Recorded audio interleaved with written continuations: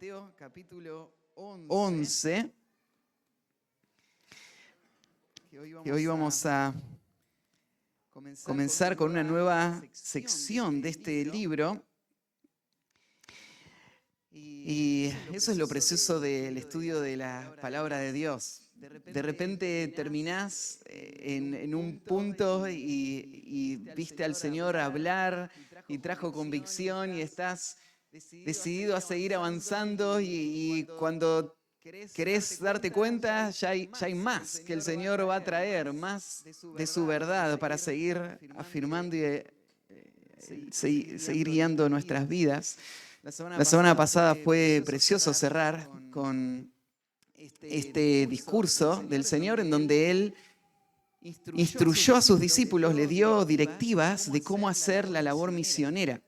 Y lo que vamos a comenzar ahora en el capítulo 11 es otra sección del Evangelio de Mateo y hay un punto de inflexión muy claro en el libro. Y hoy va a ser el primero de los estudios que nos va a introducir a esta nueva sección. Lo que estuvimos viendo, el propósito que Mateo tiene con todo este libro es mostrar que Jesús es de hecho el rey prometido de Israel, y aunque él fue rechazado por su pueblo, él dejó indicaciones para que su iglesia siga adelante, llevando este evangelio de las buenas noticias del reino de Dios a todo el mundo. Y Mateo escribió este evangelio cuando ya la iglesia estaba en marcha, ya habían pasado unos cuantos años y el evangelio estaba avanzando. Y para los primeros creyentes que leyeron estas palabras, esto sirvió para afirmar sus corazones, para darles nueva confianza en esta tarea que había por delante y para entender cómo iba a ser la vida ahora dentro del reino que Cristo vino a establecer. Porque aunque Cristo fue rechazado por su pueblo, el reino estaba ahí presente. Y a ese reino entraron todos los que creyeron y siguen hoy entrando y participando de este reino también. Por eso nosotros cuando leemos estas palabras, lo que estamos entendiendo es que nosotros somos de quienes Jesús está hablando. Nosotros somos su pueblo, los que hemos creído en el Evangelio. Y Mateo escribe para que muchos más crean. Él escribe porque él quiere que toda la nación de Israel se arrepienta de haber rechazado al Mesías y venga a la fe salvadora. Y él quiere que todas las naciones del mundo también puedan creer que Jesús es el Mesías y puedan tener entonces acceso a este reino que él vino a traer. Cuando Mateo arrancó, él empezó a mostrar las credenciales de Cristo y a demostrar de que él cumplía con todos los requisitos. Él tenía todas las marcas del Mesías que se habían anunciado en las profecías. Y vimos desde los primeros pasajes a Jesús en su genealogía. Después vimos a Cristo en su victoria sobre el pecado. Vimos el mensaje de Cristo y en el Sermón del Monte, cuáles fueron las instrucciones que él dio, las características de este reino. Después de ese sermón, Jesús hizo señales que no dejaban ninguna duda de que no eran solo palabras, sino que él tenía el poder para restaurar toda esta creación. Él tenía el poder para revertir la maldición del pecado y hacer un reino como el que se había anunciado en el Antiguo Testamento. Un reino donde todo el orden natural iba a ser restaurado y donde él iba a establecer un reino de justicia de acuerdo al propósito de Dios. Después de eso, vimos que Jesús iba a enviar a sus discípulos a anunciar el evangelio, las buenas noticias de que el rey estaba acá y que era a través de la predicación que este reino se iba a afirmar. Cristo no iba a afirmar este reino con una revolución donde él iba a levantar a sus seguidores para derrocar al imperio romano. Él iba a establecer este reino cambiando los corazones por medio de la predicación. Y no lo iba a hacer él solo, él iba a enviar a sus discípulos y ellos iban a ser sus mensajeros para el mundo. Y eso es lo que vimos en el discurso que acabamos de terminar. Jesús dándole la comisión a sus discípulos de ir y poder predicar este evangelio. En medio de eso, Jesús va a advertir a sus discípulos de que no todos van a recibir sus palabras.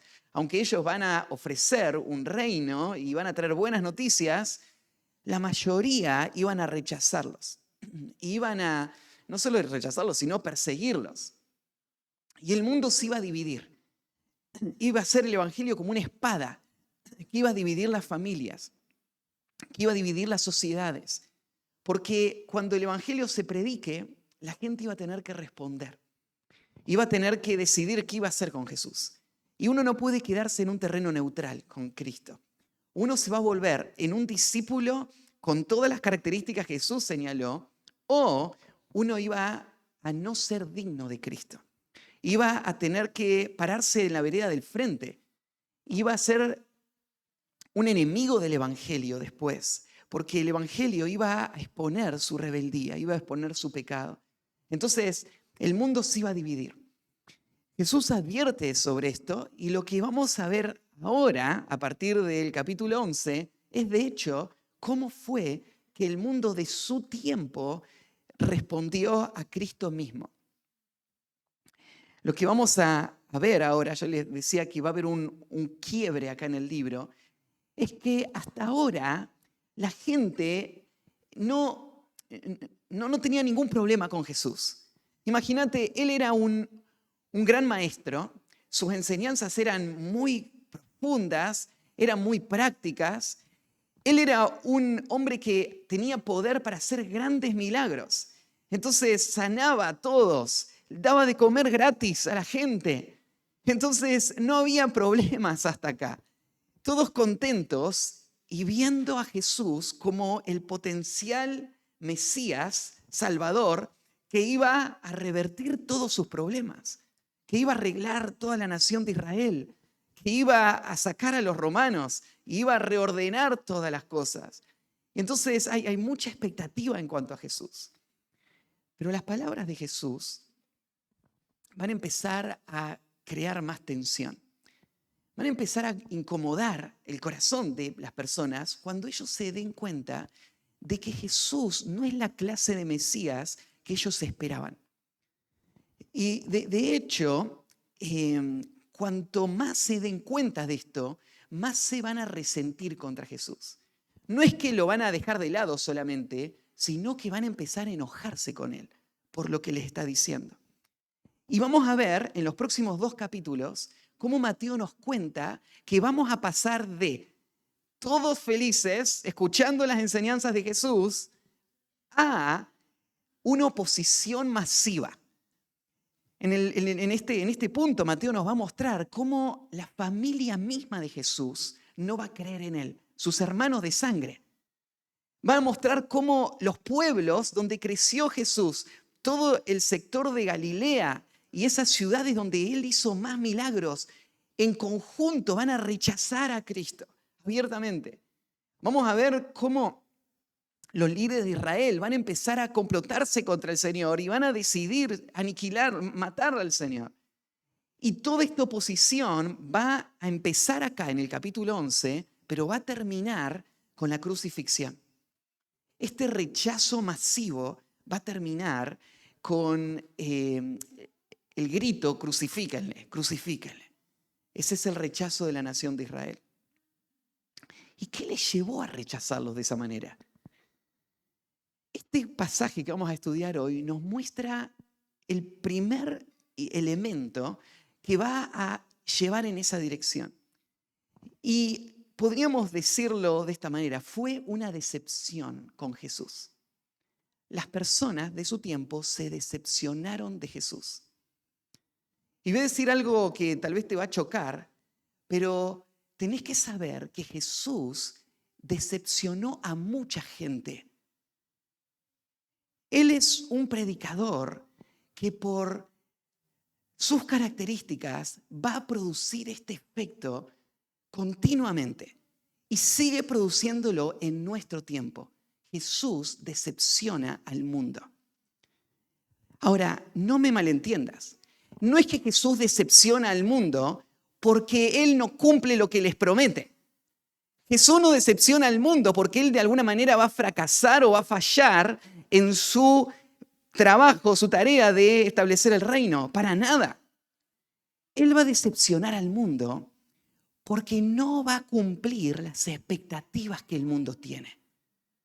Él va a decepcionar a toda la nación de Israel porque ellos estaban esperando una clase de Mesías.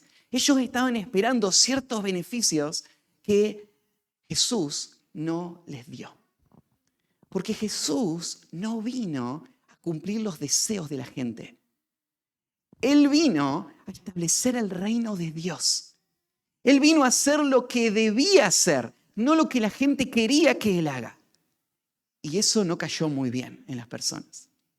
Y cuando miramos toda esta escena y cuando la miremos con más detalle, nos vamos a dar cuenta que esto no es tan distinto a lo que sigue pasando en nuestro tiempo. Mucha gente se decepciona de Jesús. De hecho, nuestra iglesia tiene solo 16 años y hemos visto a muchas personas que en un momento profesaron a Cristo, pero que en algún punto se decepcionaron de Jesús. Se decepcionaron porque Jesús no les dio lo que esperaban. De repente ellos piensan, desde que estoy siguiendo a Cristo, todas las cosas se volvieron más difíciles. Hay más dificultades, más pruebas, hay menos recursos. Así que al final, ¿qué negocio es seguir a Jesús? U otros pensaron, voy a seguir a Jesús y toda la vida voy a tener que sentir la apatía de mi familia y el rechazo de la gente que más amo en este mundo. ¿Cómo puede ser que Jesús no haga esta obra? Hay algunas personas que se desilusionan de Jesús porque piensan, Jesús, yo te serví, me esforcé, di pasos de fe y de compromiso y de entrega y consagración y mirá dónde estoy. Perseguido, rechazado, menospreciado. No tengo nada. Y llega un momento que toda esa presión se termina desarrollando en una gran decepción. Un sentimiento de, ¿será que vale la pena seguir a Jesús? ¿Será cierto todo esto o no? Y eso fue lo que pasó con el mundo en donde Jesús estaba, y el pasaje que vamos a empezar a leer hoy. Y lo que vamos a estudiar va a ser la vida de un hombre que nos va a demostrar algo más, que no solamente el mundo se decepciona de Cristo. A veces los creyentes luchan con este mismo pensamiento, con las dudas en cuanto a Jesús. Y no solo los creyentes más grandes, los hombres de fe más poderosos y más influyentes de toda la historia, ellos también lucharon con estas dudas y con estos pensamientos y estos temores. Así que si alguna vez vos te sentiste de esta manera, y déjame aclarar algo, vamos a ser honestos por un momento en esta mañana y pensar, ¿vos también sentiste esto alguna vez? ¿Hubo alguna vez un momento de prueba, de lucha, de dificultad o de oposición en donde estos pensamientos vinieron a tu mente? ¿Será que vale la pena o no? Y esta lucha con decepcionarte de Jesús estuvo. Pero vamos a ver la vida de un hombre que respondió a esos pensamientos de la forma correcta. Y vamos a ver cómo Jesús va de manera amorosa, en vez de juzgar y condenar a esta persona por estas dudas y este desánimo, Jesús va de manera tierna y como un pastor guiar a este hombre para que él vuelva a afirmar su confianza en él. Y con mucho tacto y amor y afecto le va a afirmar para que nunca más él vuelva a dudar. Así que el título del mensaje de hoy es Decepcionados de Jesús. Decepcionados de Jesús. Y no sé en qué punto estás, pero tal vez haya algunos acá mismo que están en este momento luchando con lo mismo de lo que vamos a hablar. Y estás en este momento tomando las decisiones de lo que vas a hacer. Y a menos que vos escuches esta predicación, vos podrías seguir en ese camino de desánimo que te va a llevar a perder el poder disfrutar de las bendiciones del reino. Para poder disfrutar de Cristo, vos tenés que tomar la decisión de seguir a Cristo y nunca volver atrás. Y de eso vamos a hablar en esta mañana. Y vamos a leer entonces Mateo capítulo 11, versículos 1 al 6. Dice así la palabra de Dios. Cuando Jesús terminó de dar instrucciones a sus 12 discípulos, se fue de allí a enseñar y a predicar en las ciudades de ellos. Y al oír Juan en la cárcel los hechos de Cristo, le envió 2 de sus discípulos para preguntarle: ¿eres tú aquel que había de venir o esperaremos a otro? Respondiendo Jesús les dijo: id y haced saber a Juan las cosas que oís y veis. Los ciegos ven, los cojos andan, los leprosos son limpiados, los sordos oyen, los muertos son resucitados y a los pobres es anunciado el evangelio. Y bienaventurado el que no halle tropiezo en mí.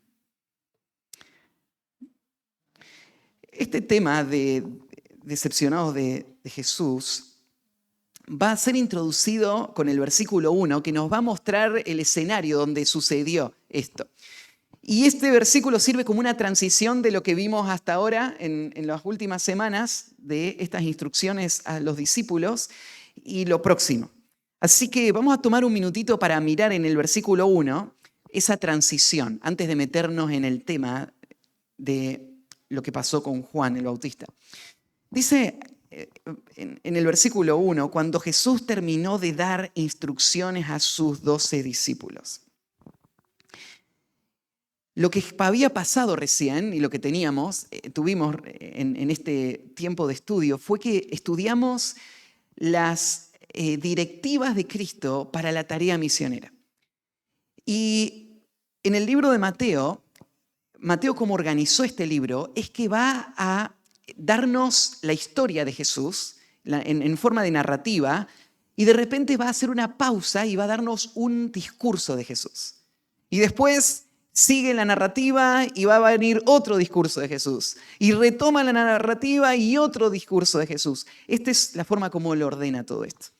Así que lo que tuvimos recién fue el segundo discurso. El primero fue el Sermón del Monte y vimos 3 capítulos ahí. El segundo fue un solo capítulo, este sermón a los enviados.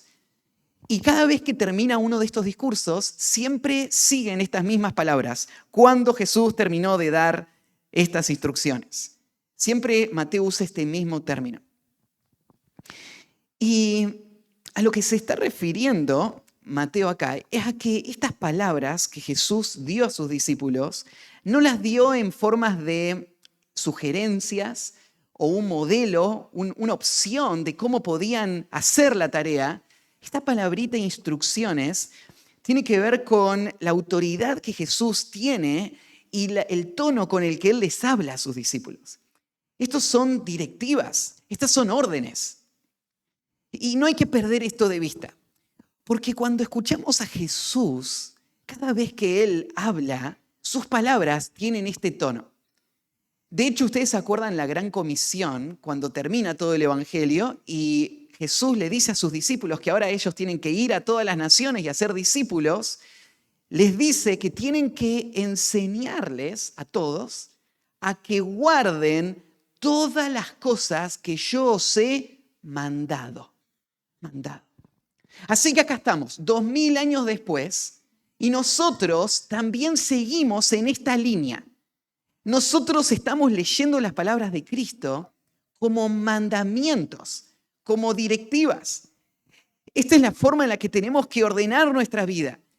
Y lo hacemos porque de generación en generación se va transmitiendo a los próximos las palabras de Jesús como órdenes. Y entonces todos los que van creyendo van sumándose al pueblo de Dios a ser discípulos de Cristo que están siguiéndolo a Él. Así que Mateo repite esta palabra porque así es como él entiende las instrucciones de Cristo.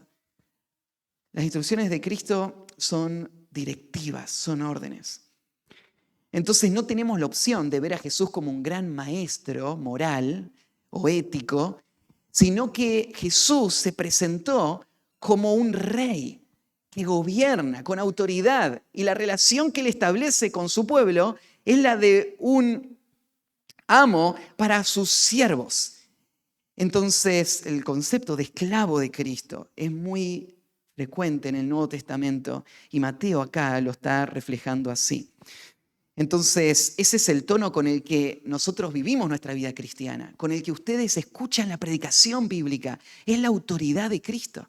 No es la autoridad del predicador, son las palabras de Cristo que vienen con esta autoridad. Son las instrucciones, son las directivas.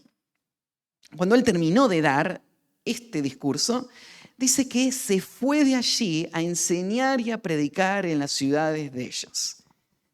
Así que él manda a todos sus discípulos y él ¿qué hace? Se toma unas vacaciones. Ahora sin discípulos, no. Él también sale. Él no es la clase de líder que le dice a todos los demás lo que tienen que hacer mientras él no lo hace. Él es el que está haciendo esta tarea. Sus discípulos son la extensión. Así que los discípulos salen y Jesús también sale. Él sale a hacer la misma tarea. Y dice Mateo que lo que va a hacer Jesús es enseñar y predicar en las ciudades de ellos. Y ya Mateo nos había dicho que esto era a lo que Jesús se dedicaba. Esta era la tarea principal. Todo su tiempo él lo dedicaba a esto. Él menciona dos palabras: enseñar, que es la función de un maestro, y predicar, que es la función de un heraldo, un enviado que va a dar una palabra, un mensaje de parte de otro. Él está proclamando. Así que Jesús es el maestro y el heraldo que está recorriendo todas estas regiones, estableciendo el reino de Dios y edificando el reino de Dios por este canal. Hay algo llamativo, y es que Mateo acá no menciona que Jesús va también a sanar, que sí lo dijo antes. 3 veces Mateo dijo que Jesús recorría todas las aldeas, enseñando, predicando y sanando toda enfermedad y violencia en el pueblo. Ahora Mateo no va a mencionar sanar. No porque Jesús no vaya a sanar, de hecho en el próximo capítulo Jesús sana a alguien, pero porque ahora Mateo quiere que pongamos todo nuestro foco en la predicación y la enseñanza. Porque de hecho los milagros de Jesús no fueron el centro de su ministerio. Los milagros fueron un complemento que sirvieron para reforzar y demostrar la validez de su predicación. Entonces, ahora Mateo ya deja a un lado los milagros y ahora se enfoca en la predicación de Cristo. Y esta predicación es la que va a causar tanto rechazo. Porque la gente está contenta que Jesús les sane, lo que no quiere es que Jesús les gobierne. Lo que no quiere es que Jesús les diga lo que tienen que hacer. Sus palabras eran demasiado duras para ellos. Entonces, ahora Mateo va a decir, bueno, ahora Jesús se va a dedicar a enseñar y a predicar. Y en esto el rechazo va a empezar a crecer. Y fue a enseñar y a predicar en las ciudades de ellos. Este ellos que menciona acá se está refiriendo a los judíos de ese tiempo. Y es un poco raro que se mencione como si Jesús no fuese a ser judío. Porque dice, no fue a su ciudad, sino a la ciudad de ellos. Fue a la ciudad de ellos como distinguiéndose. Jesús es uno de ellos. Jesús es un judío real. Él es un israelita. Pero en este momento se está viendo una grieta que se empieza a abrir. Y ellos van a dar la espalda a Jesús. Y entonces Mateo hace esa distinción. Jesús sale a predicar, pero son las ciudades de ellos, son las ciudades de esos judíos que ahora van a rechazar el mensaje. ¿Te llama la atención también algo más antes de entrar a nuestro tema? Y es que Mateo no nos cuenta cómo fue ese viaje evangelístico que hicieron. Lo cual hubiese sido muy importante, ¿no? Jesús le da todas estas directivas Entonces salen a predicar y nosotros queremos saber cómo les fue. Gente se convirtió, ¿no? ¿Cómo le recibieron? ¿Pudieron hacer muchos milagros? Y Mateo no nos cuenta nada de eso. Y no nos cuenta nada de eso porque está dándonos la impresión, Mateo, que la misión que comenzó en Mateo 10 no terminó todavía. Por eso no hay una conclusión, no hay una estadística, no hay un balance, porque la misión sigue adelante. Los apóstoles salieron, y claro, regresaron, pero todo lo que Jesús dijo en Mateo 10, todo eso sigue en el mundo hasta el tiempo de hoy. Por eso es que Mateo no cierra esa historia, esa narrativa, y la deja abierta, porque la tarea está siguiendo adelante. Entonces, ahora Jesús sale a las ciudades, empieza a predicar por todas las aldeas, los pueblos, y en medio de esa situación vemos que comienza esta nueva sección del libro y este rechazo creciente frente a Jesús. Así que vamos a ver este tema de decepcionados de Jesús. El primer punto lo titulé La decepción aparece cuando hay expectativas equivocadas. La decepción aparece cuando hay expectativas equivocadas. Y dice el versículo 2, y al oír Juan en la cárcel los hechos de Cristo, le envió 2 de sus discípulos. Ya Mateo nos había contado de que Juan estaba preso. No nos contó los detalles de cómo llegó ahí, pero más adelante Mateo lo va a decir en el capítulo 14, versículos 3 al 5. Mateo explica por qué está en la cárcel Juan. Dice, porque Herodes había prendido a Juan y le había encadenado y metido en la cárcel por causa de Herodías, mujer de Felipe, su hermano. Porque Juan le decía, no te es lícito tenerla. Y Herodes quería matarle, pero temía al pueblo porque tenían a Juan por profeta. Entonces, esta es la escena. Juan fue enviado para preparar el terreno, para que Cristo sea recibido por la nación. Así que él llega predicando el mensaje del arrepentimiento, el reino de los cielos se ha acercado. Y todo Israel se conmociona, muchos se empiezan a bautizar. Pero claro, la predicación de Juan le mete en problemas, porque Juan expone al rey Herodes con sus pecados. Y entonces Herodes se enoja y lo mete preso. Cerca de la zona en donde había estado predicando Juan, ahora él está metido en una cárcel oscura en donde va a permanecer por cerca de 1 año, según nos cuenta un historiador antiguo, Flavio Josefo. 1 año él va a estar ahí antes de, al final, ser ejecutado. Entonces, en Mateo 4, ya leímos que Juan había sido encarcelado y ahora pasó el tiempo aún y Juan desde la prisión está escuchando lo que está pasando con Jesús. Ahora, la prisión va a poner una carga grande en este hombre. Imagínate la expectativa de Juan. Juan nació sabiendo profecías que se habían dicho de él. Él era el mensajero del que se había prometido en el Antiguo Testamento. Y él se preparó por 30 años para predicar. Él esperaba que Dios cumpla todas las profecías que se habían dicho del Mesías. Entonces, cuando llega el momento, él empieza a predicar y hay un gran avivamiento.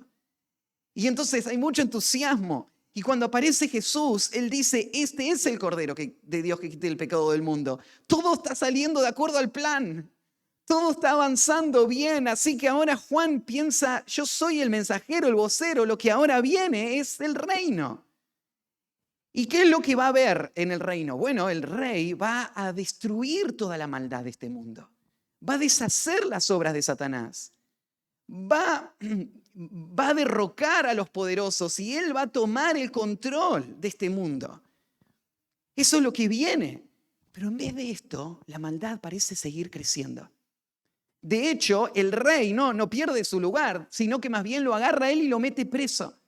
Y Juan sabe que su cabeza va a rodar en cualquier momento. Y entonces él empieza a escuchar de Jesús y él dice, ¿qué es lo que pasa? por qué Jesús no avanza en el establecimiento del reino. Él escucha milagros que él está haciendo, pero estos milagros no son suficientes. Lo que Jesús necesita es dar pasos más audaces y tomar el control de este mundo. Y en esa prisión, en medio de la dificultad, Juan empieza a dudar y empieza a pensar qué pasó acá.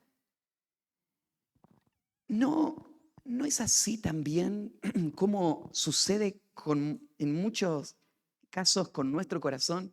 Yo hablaba de esta decepción de Jesús. ¿Cómo se da esta decepción en una persona que en un momento dice yo voy a seguir a Cristo, pero después empieza a pensar que al final era o no? ¿Qué va a pasar con todo? Bueno, lo que pasa es que llega la dificultad. La dificultad no es el problema. El problema son las falsas expectativas que yo me había hecho. Porque la dificultad es parte del plan. No hay nada que está saliendo mal. De hecho, todo estaba saliendo de acuerdo a la agenda de Dios. Porque era necesario que Israel rechace al Mesías y que Jesús termine crucificado. Pero Juan no lo entendía así. Y en esa prisión de dificultad empiezan a venir las dudas a su mente. Como sucede con nosotros también. Entonces, en esa situación, Él va a enviar a sus discípulos. Ya hablamos de los discípulos de Juan. Y yo les conté que cuando Juan señaló a Cristo y dijo, este es el Cordero de Dios que quita el pecado del mundo, muchos de los discípulos de Juan se fueron derecho con Jesús y empezaron a seguirlo a él y se convirtieron en algunos de los apóstoles que antes fueron discípulos de Juan. Pero algunos se quedaron con Juan. Ahora, esto no es señalado como algo malo que ellos hayan hecho, pero al quedarse con Juan, ellos empezaron a distanciarse de Jesús y empezaron a crear como una competencia con Jesús que le llevó en un momento a ir y hablarle a Juan y a decirle, mira, Jesús está bautizando más gente que vos. Y Juan le dice, pero yo ya les dije, yo no soy el Mesías, es Él. Es necesario que Él crezca y que yo mengüe. Pero sus discípulos se quedaron con Juan para escuchar sus enseñanzas, pero con el tiempo se creó una tensión y una distancia. Es más, yo les conté que aparentemente después que pasó toda la resurrección, la ascensión y empezó la historia de la iglesia, los discípulos de Juan crearon alguna clase de secta, un subgrupo que siguió predicando el mismo evangelio de Juan, o la misma buena noticia de que el reino se había acercado, pero sin asociarse a la iglesia. Y esto no fue bueno, terminó distorsionándose y disolviéndose lo poco que había quedado. Pero en este momento estos hombres estaban ahí con Juan y van a ser enviados por él. Y Juan les envía con una pregunta para Jesús. Así que Juan no puede ir él mismo a hablar con Jesús. Los discípulos se vuelven el intermediario para esto. Pero tenés que pensar, esto es Juan directamente con Jesús. Y la pregunta es, ¿eres tú aquel que había de venir o esperaremos a otro? Estas palabras se han tomado de varias formas. Hay algunos comentaristas que han sugerido que lo que estaba pasando no es que Juan dudaba, sino que él quería que sus discípulos siguieran a Jesús.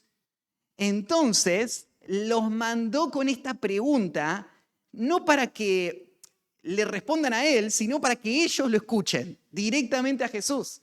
Y entonces Jesús tenga la oportunidad de predicarles a ellos. Y esto nosotros lo hemos hecho muchas veces, ¿no? Cuando vos querés que alguien escuche el evangelio y te las ingeniás para ver cómo le preparás toda la escena. Entonces no sería algo totalmente descabellado. Pero te das cuenta de que cuando Jesús le habla a estos discípulos, Jesús no es que aprovecha la oportunidad para predicarle a ellos. Jesús le dice, vayan y díganle a Juan estas palabras. Jesús está interpretando esto como una conversación con Juan, no con estos discípulos de Juan. Y si es una conversación con Juan, entonces lo que estamos viendo acá es una duda honesta de este hombre que está en esta prisión y que está luchando en su corazón, en un sentido decepcionado de lo que su expectativa le había preparado para esperar y ahora no lo está viendo de esa manera. Y cuando uno está cargado, decepcionado y confundido, ¿qué es lo que tiene que hacer? Lo que hizo Juan, ir a Jesús. Ir a Jesús.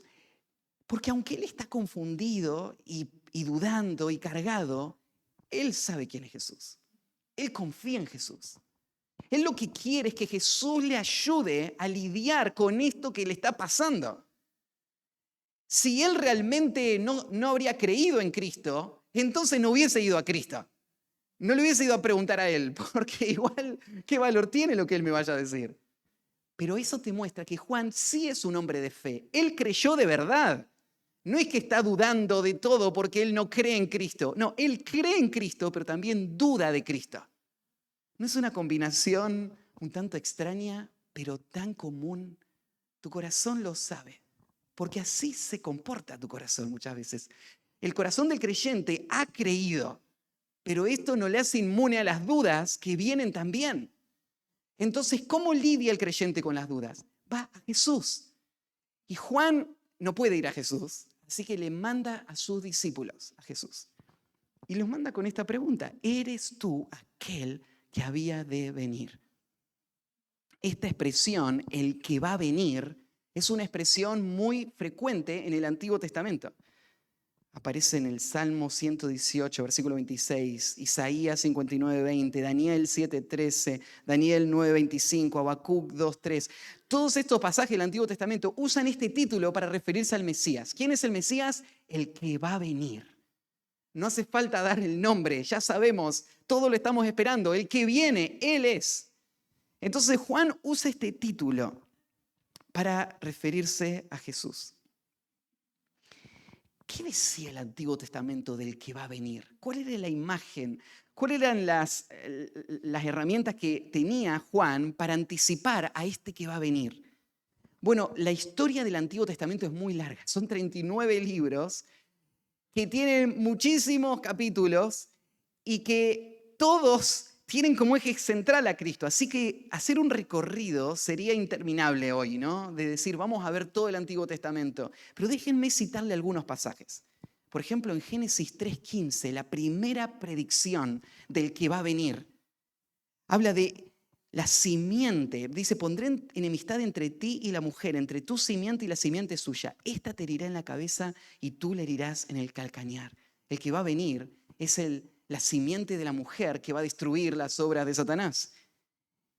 Génesis 12:3, en la promesa de Dios a Abraham, serán benditas en ti, y más adelante lo va a decir, en tu simiente, todas las familias de la tierra.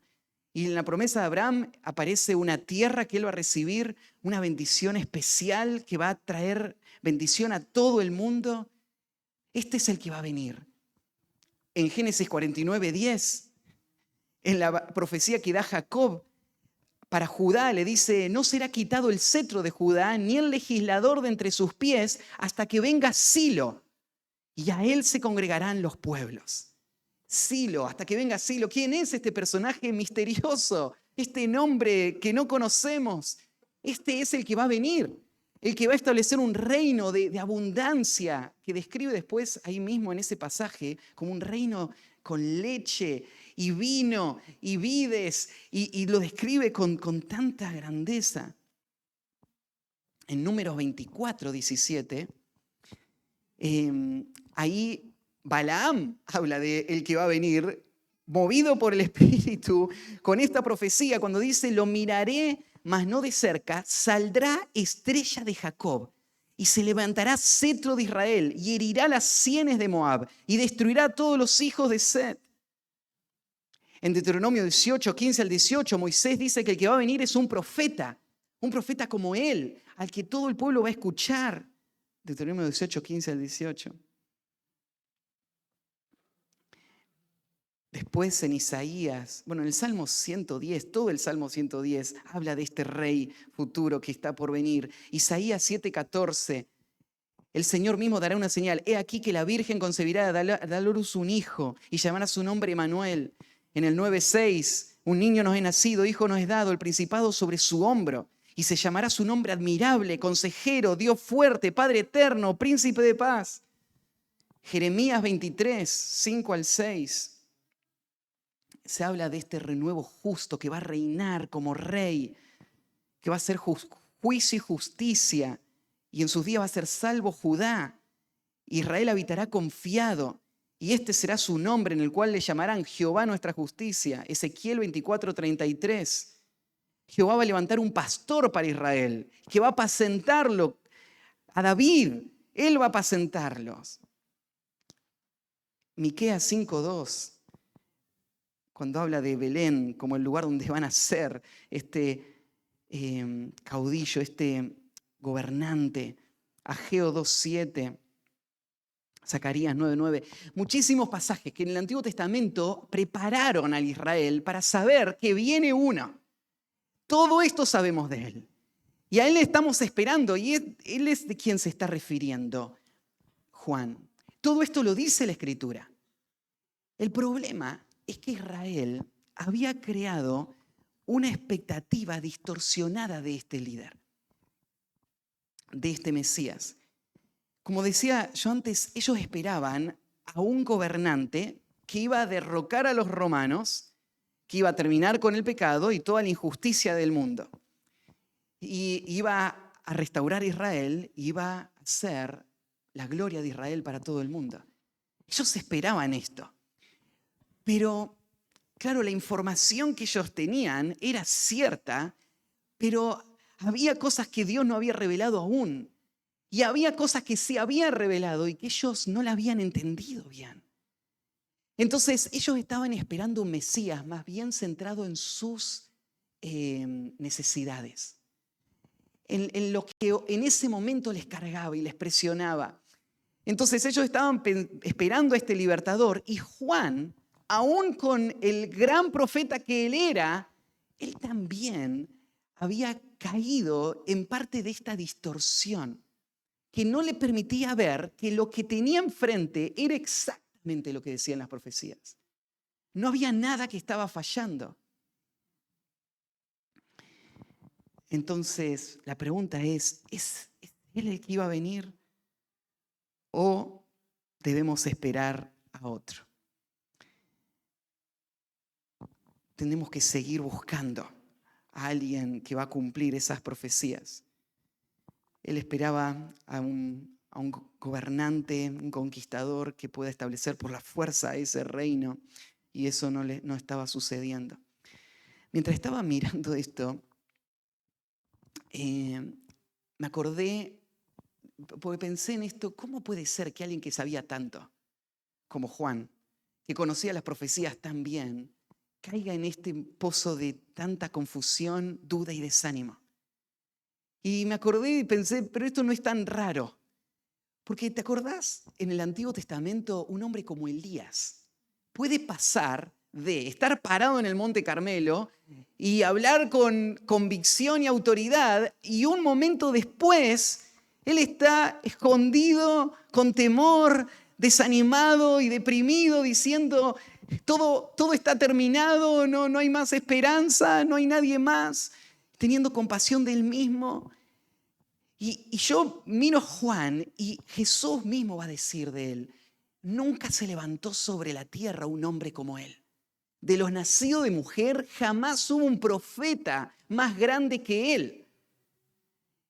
Y en un sentido encuentro las palabras de Juan que me dan bastante aliento. Porque me hacen pensar esto. Si aún Juan tuvo momentos de lucha en esa prisión solitaria, con sus expectativas que no se estaban cumpliendo, y él tuvo que mandar a sus discípulos a preguntar, ¿al final sos vos o no? Eso trae consuelo a mi corazón, pensando, esto pasa, esto le pasa a los hijos de Dios. estos temores, estas luchas, estos desánimos vienen. Pero como dije, Juan lo que va a hacer es ir al Señor.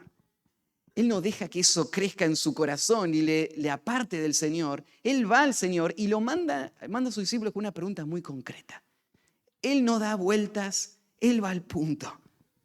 Pone el dedo en lo que es importante. ¿Es o no Jesús el Mesías?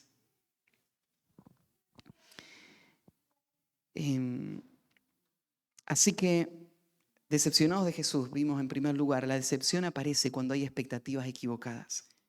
Segundo lugar, la decepción se corrige cuando nos enfocamos en la palabra y las obras del Señor.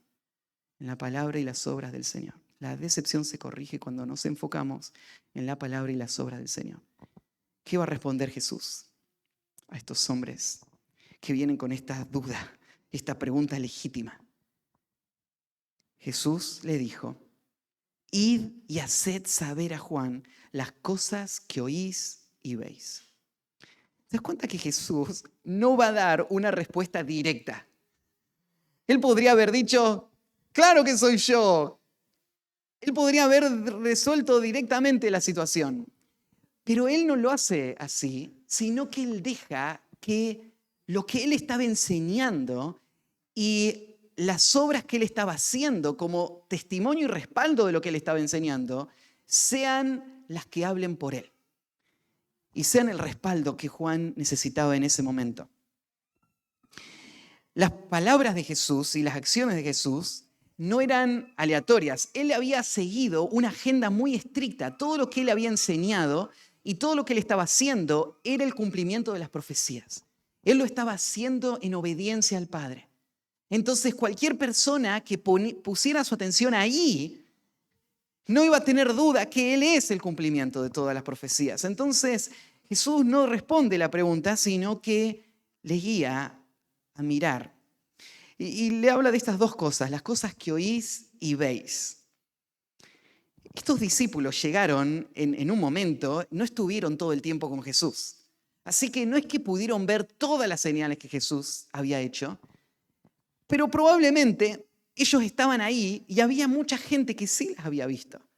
Entonces, cuando Jesús le dice, vayan y cuéntenle las cosas que oyen y ven, puede ser que tenga en mente esto. Toda esta gente que vio esas señales, ahora se los está diciendo. Esto es algo real. Entonces, puede ser que eso tenga en mente, pero también hay algo más. Ahí en Lucas capítulo 7, versículo 20, si pueden, abran ahí un segundito, porque ahí hay un pasaje paralelo donde Lucas nos va a narrar la misma situación, pero nos va a dar unos detalles que no nos dio Mateo. En Lucas 7, versículo 20, refiriéndose a estos discípulos de Juan, dice: cuando pues los hombres vinieron a él, dijeron: Juan el Bautista nos ha enviado a ti para preguntarte, ¿eres tú el que había de venir o esperaremos a otro? La misma pregunta. Y mira lo que dice el versículo 21. En esa misma hora sanó a muchos enfermos y plagas y de espíritus malos, y a muchos ciegos le dio vista. Y respondiendo Jesús les dijo: id, haced saber a Juan lo que habéis visto y oído. Los ciegos ven, los cojos andan, los leprosos son limpiados, los sordos oyen, los muertos son resucitados, y a los pobres es anunciado el evangelio. Y bienaventurado es aquel que no haya tropiezo en mí. O sea, lo que hizo Jesús fue decir: bueno, miren, y se dio vuelta y hizo esas señales en ese mismo momento para que ellos vean. Y dicen: bueno, ¿lo vieron? Ahora, vayan y díganle a Juan las cosas que vieron y que escucharon. Y claro, él no hizo todo lo que aparece en la lista. Por ejemplo, no resucitó un muerto en ese momento, pero es una combinación de lo que ellos están escuchando que otros le dicen y lo que están viendo de primera mano. Entonces Jesús hace esas señales para demostrar que no hay ninguna razón para dudar. Todo lo que están viendo confirma quién es Él. No hay razón para dudar.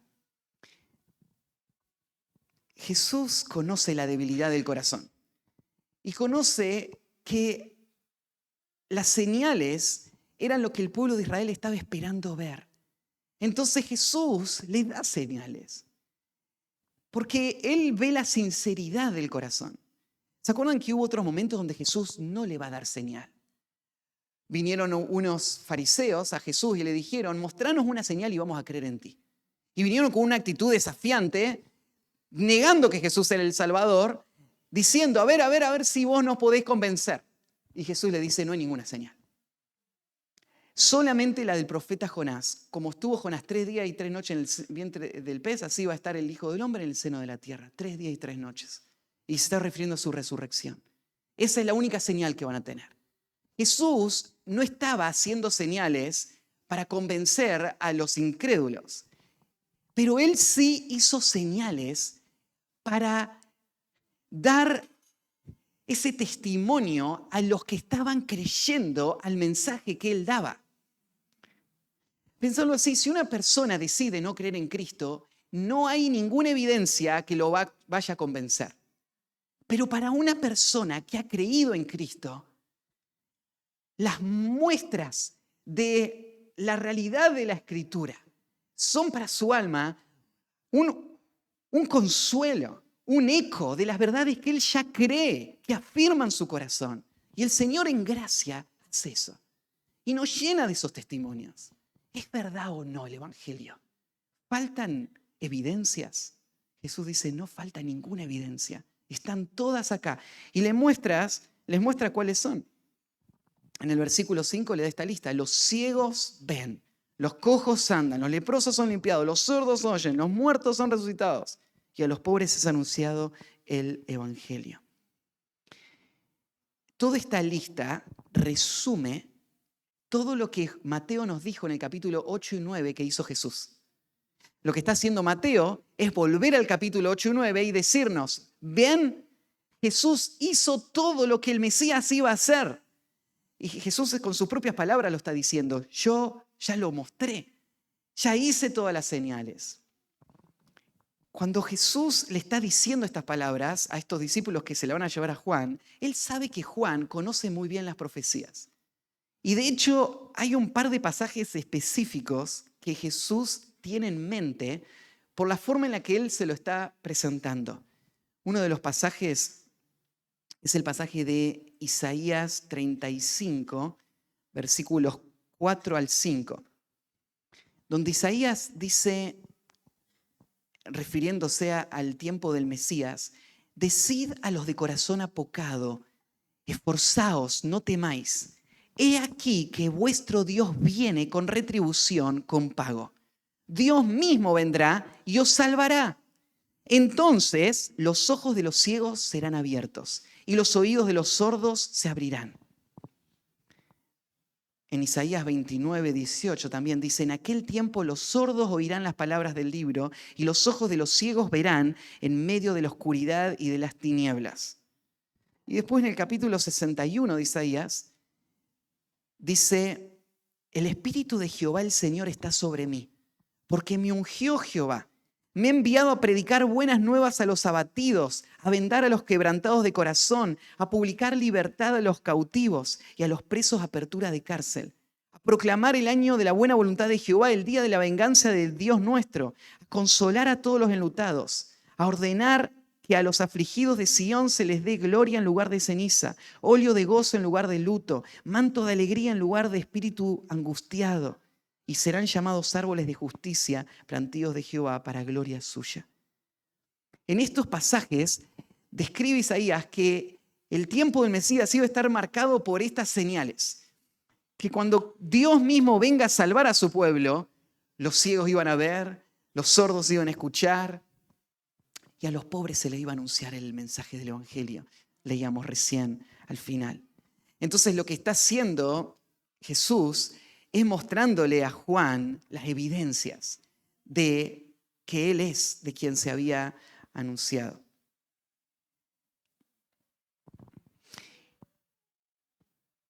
¿Y qué es lo que consuela a un corazón que está dudando de Cristo? Lo que decíamos recién, Jesús dice, cuéntenle a Juan las cosas que yo enseño y las cosas que yo hago. Y va a ver Juan que todas esas reflejan todas las cosas que fueron dichas de mí. De hecho, entonces es la palabra misma de Dios la que está trayendo esa convicción, esa confianza. Esa palabra de Dios que anunció al Mesías, y son las palabras mismas que el Mesías está diciendo. Entonces, ahí es donde el que duda o los que se han decepcionado de Jesús van a ser corregidos de esas mentiras que han inundado su corazón y su mente. El último concepto, decepcionados de Jesús, la decepción se contrasta con el gozo que viene al elegir confiar en Cristo. La decepción se contrasta con el gozo que viene al elegir confiar en Cristo. Y termina ahí en el versículo 6 con esta promesa. Y bienaventurado el que no halle tropiezo en mí. La decepción de Jesús va a llevarte a algún buen lugar. Si vos decidís, bueno, voy a rechazar a Jesús porque no encaja con mis expectativas. Él no me está dando lo que yo esperaba. Y entonces no es el Salvador que yo necesito. Si yo renuncio a Cristo, si yo abandono a Cristo, entonces ¿cuál va a ser el resultado de mi vida? ¿Va a llevar a un buen camino? De hecho, lo que está diciendo Jesús es, los únicos que van a disfrutar de las bendiciones del reino y van a ser bienaventurados. La palabra bienaventurados, ¿se acuerdan? La venimos estudiando desde el capítulo 5. Súper felices. No solo la felicidad de las circunstancias pasajeras, sino la felicidad de un corazón que encuentra en Dios todo y que está contento y satisfecho en Dios. La felicidad de uno que tiene la aprobación de Dios. Uno que ha sido admitido al reino de Dios y aunque esté pasando dificultades, va a heredar todas las cosas. Esa felicidad, ¿para quién va a ser? Esa felicidad va a ser para aquellos que no hallen tropiezo en mí. Como yo les decía, cuando Jesús empezó a predicar y empezó a exponer los corazones y empezó a mostrarle a las personas, no estoy preocupado por que Roma te siga oprimiendo o no. Eso no es mi prioridad hoy. Lo que yo quiero es que seas limpiado y que aprendas a someterte a mi voluntad, aunque implique estar bajo un imperio opresor. Vos tenés que amar a tus enemigos. Eso es lo que yo quiero. Cuando Jesús empezó a hablar del costo del discipulado, lo que veíamos la semana pasada, el que no toma su cruz y me sigue no es digno de mí. Si vos no estás dispuesto a renunciar a todo lo que posees, entonces no sos un discípulo de Cristo. Entonces ahora ya Cristo no te sirve a tus intereses. Y ahí vas a ser tentado a pensar de esta manera. Este no es el Mesías que yo quiero.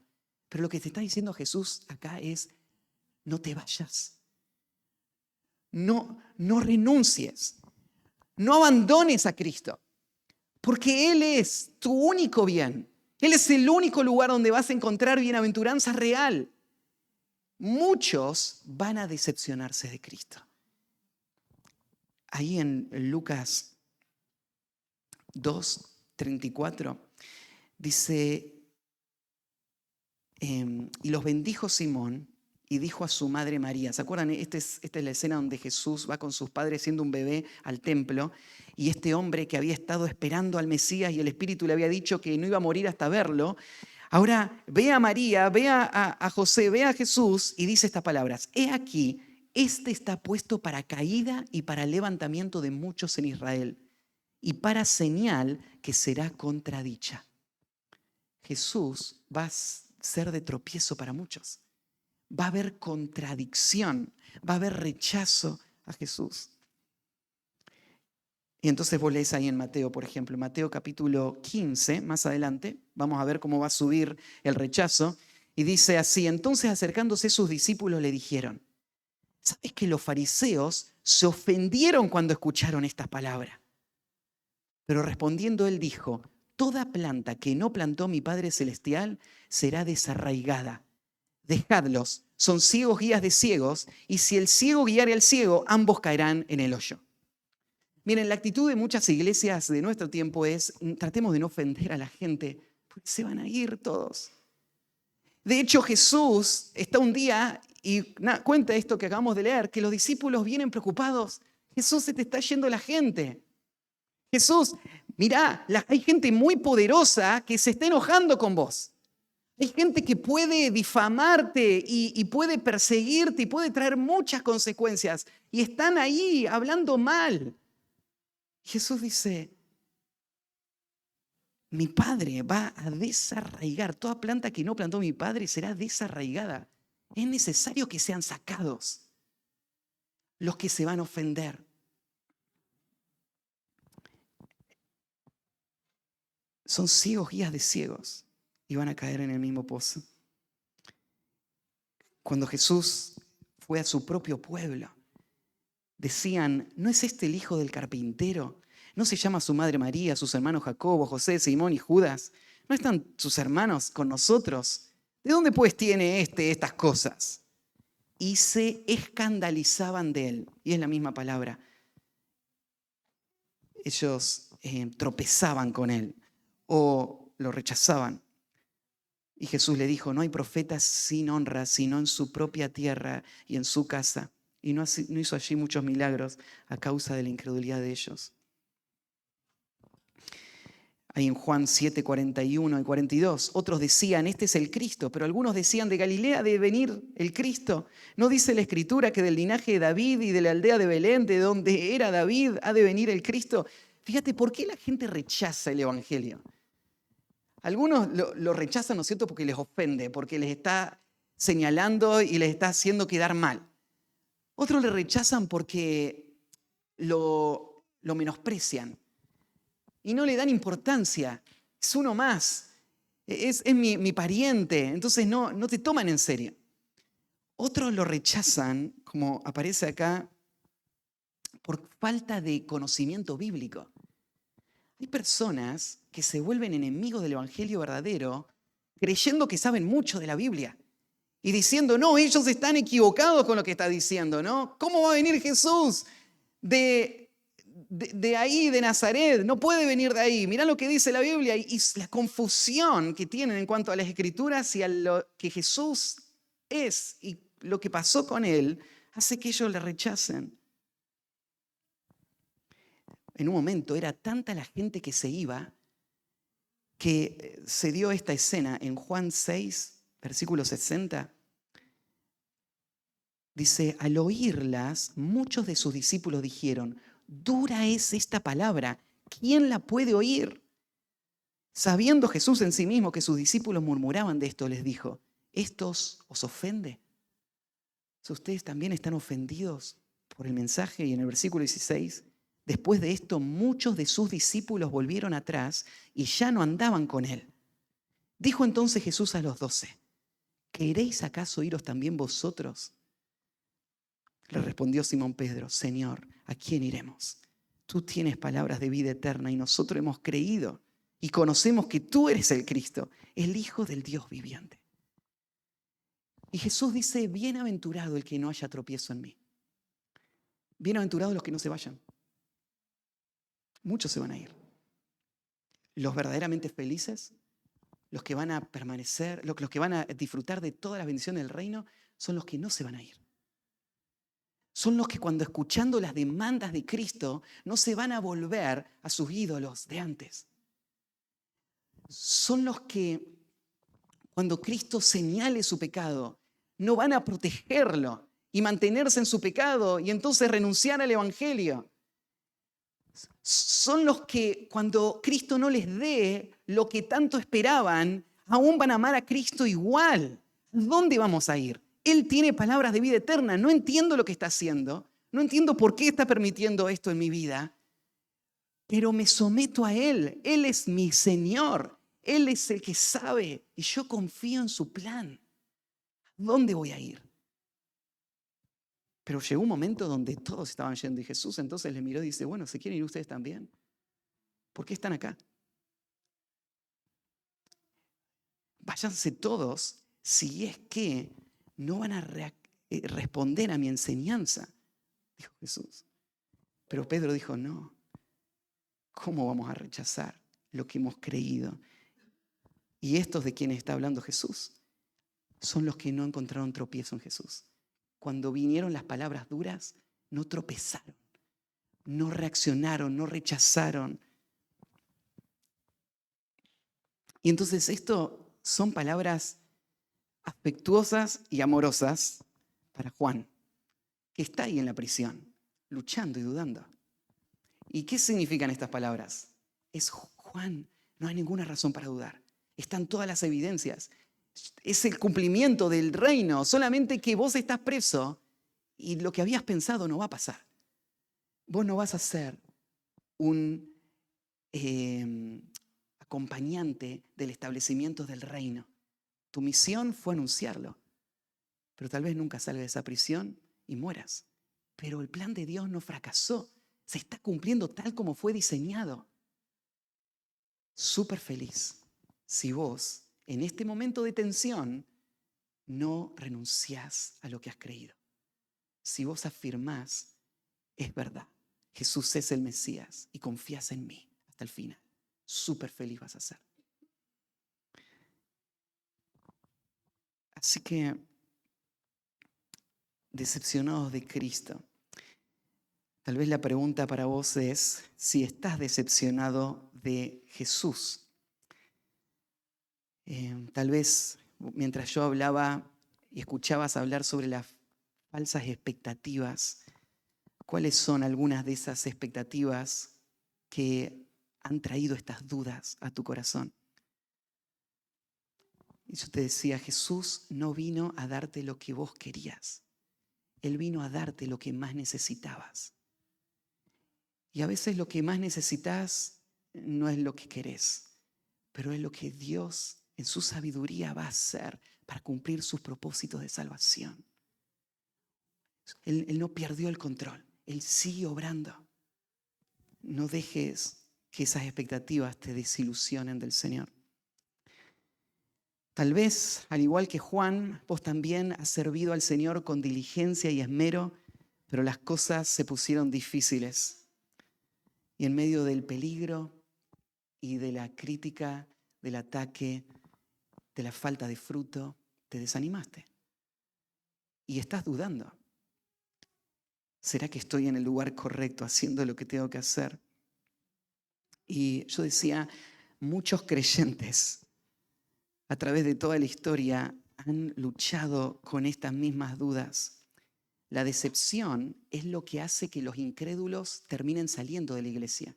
Y es necesario para que se exponga quien no es salvo.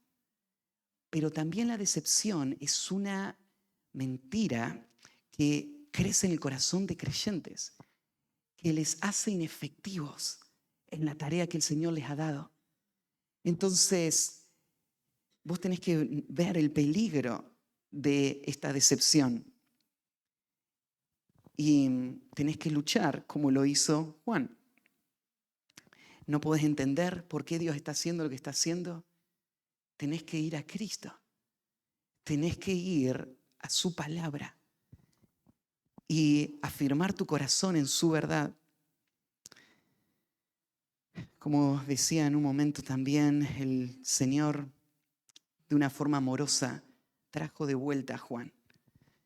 No lo excomulgó, no lo condenó por esta pregunta que le hizo, porque lo que representó a Juan no fue la actitud de era toda una farsa y me voy, y encontró ofensa contra Cristo, sino que es el corazón de un creyente verdadero que lucha con esta situación y que va a donde debe ir, va a Cristo y va a buscar de Cristo la claridad, el consuelo que él necesita para que su corazón no divague y se afirme y confíe aun cuando está luchando en ese momento. Y como dije, nosotros hemos caminado suficiente tiempo para ver que lo que pasó en el tiempo de Jesús sigue pasando en nuestro tiempo. Y muchos se escandalizan de Jesús. Tarde o temprano, cuando no es una fe verdadera, que el Señor nos ayude a lidiar con esos pensamientos, como lo hizo Juan, y a tener el fruto que tuvo al escuchar a Cristo guiarle también de esta manera. Oramos. Padre, gracias por esta exhortación.